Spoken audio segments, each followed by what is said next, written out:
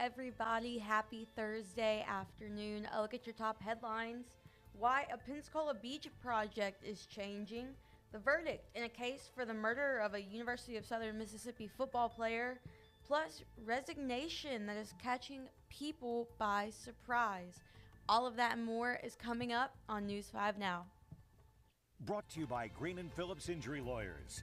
Covering news from your neighborhood and around the world. News 5 Now starts right now. Hello, everybody. Happy Thursday evening. My name is Summer Poole. I am the digital reporter here.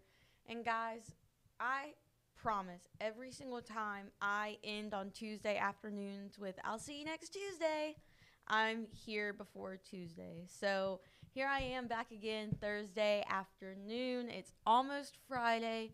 Tomorrow at the station we have a really fun day planned out and one that's going to help out the community. So I'll tell you a little bit more about that. But for right now, let's go ahead and get into our big stories of this afternoon. Number 5, the Pensacola Beach Gateway Project is changing due to budget cuts. Commissioner Ashley Hoffberger says Escambia County learned that the project lost $1.5 million in state funding. Following community input, the commissioner says the project will now focus on an electronic toll system and roadway improvements. Number 4, a busy intersection in Foley is back open after months of construction. County Road 12 is reopening at the intersection of Alabama 59. The intersection has been closed since February for improvements to signals, drainage, and safety. The Alabama Department of Transportation says work to widen the highway at the intersection and add turn lanes is ongoing and is set to be completed in the fall. Number 3, a guilty verdict for a teen in connection to the murder of a University of Southern Mississippi football player. 19-year-old Orlando May was found guilty of capital murder and was sentenced to life without parole. Football player Marcus Daniels Jr., better known as MJ, was found shot to death inside his car last year. May was also found guilty of conspiracy to commit armed robbery and vehicle theft. Now, I don't know MJ and his family personally, but I have a lot of friends over in Lucedale and George County, and that's where MJ was from. So sending love and prayers and thoughts to you guys today on this very hard but hopefully healing day. Number 2, Baldwin County School Financial Officer John Wilson is resigning. In a letter obtained by WKRG, Wilson cites recent changes as reasons for the quick resignation. Wilson has served as CFO since 2012 and is most recognized for the system's pay-as-you-go program, which allowed for new school construction projects without raising taxes. And number 1, the Escambia County Public School Board is removing 15 books from its libraries and media centers.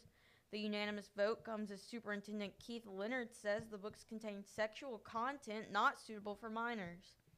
Board members say they've received nearly 250 challenged books for removal and are looking to move as quickly as possible.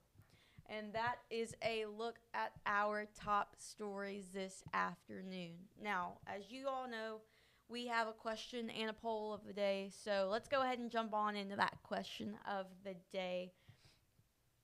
Today's question is, what is your favorite hidden gem along the Gulf Coast?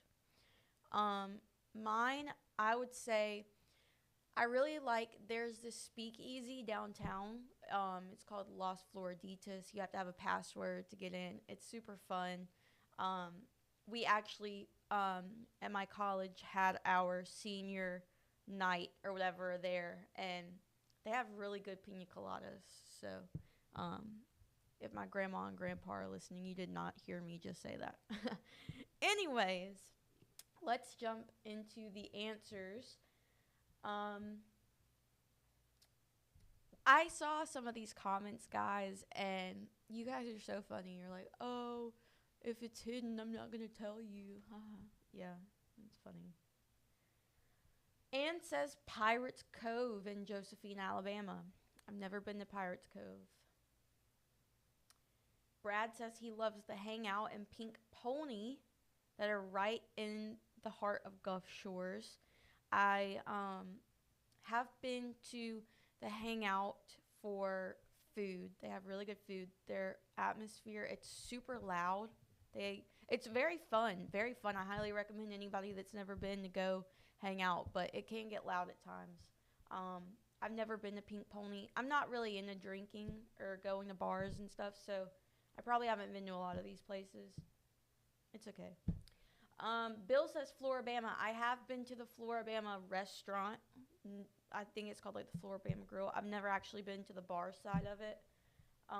But I have a bunch of my favorite country artists that pop up and say hi and perform sometimes over there, so that's pretty cool.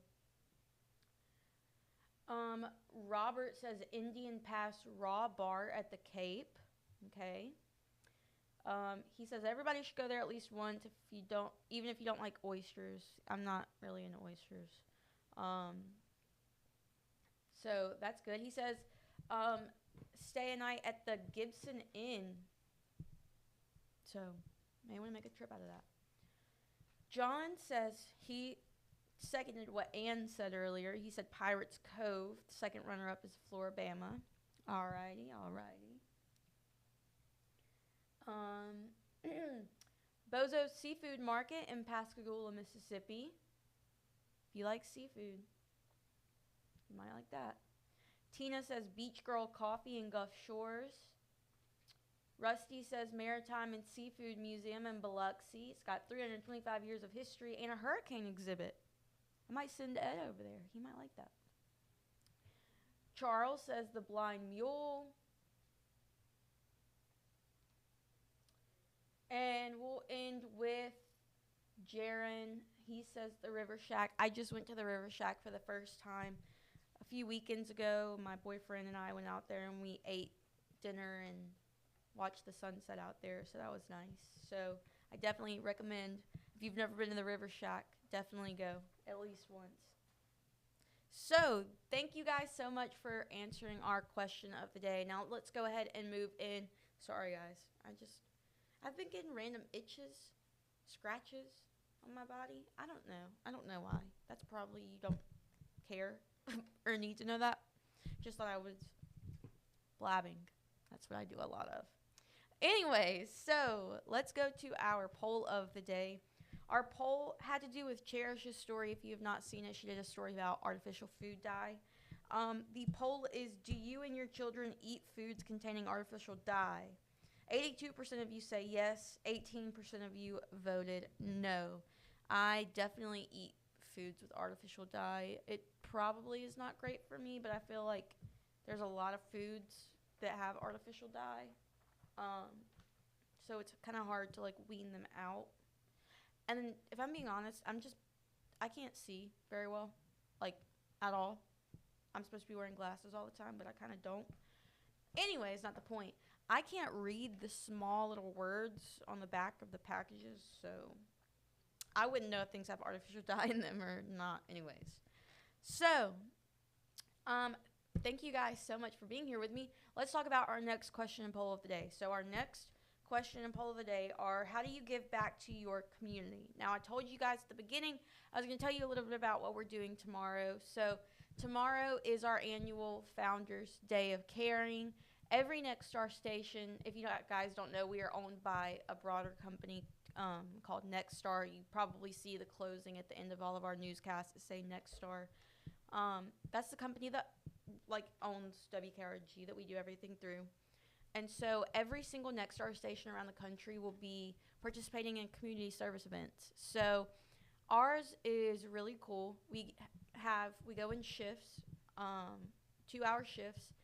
And we go, you guys remember the Stock the Pantry campaign we had back in April where we raised food donations for children in need. We go and we sort that food out at the Feeding the Gulf Coast warehouse. So super fun. I'll be posting about it on my social. So if you want to follow me, you can go to WKRG Summer Pool on Facebook. I'll be posting stuff there. I know a lot of other people will be posting stuff on their social medias. We'll be sharing it on the WKRG Facebook page all day long. So You're definitely not going to want to miss that because that's going to be really fun. It's a really good time, and we get to give back to our community, so it's pretty awesome. As for our poll is, should the U.S. get involved in the Iran-Israel conflict? I hope I said that right. I don't know if you guys can tell, but I'm very country, so I've always been like Iran, but it's not Iran. It's Iran. So thank you guys again so much for joining me. I hope you have a great Friday and a great weekend, and we will see you back right here tomorrow at 8 a.m. Thanks again so much, and have a good night. Bye, guys. Covering news from your neighborhood and around the world. You are watching News 5 Now, brought to you by Green & Phillips Injury Lawyers.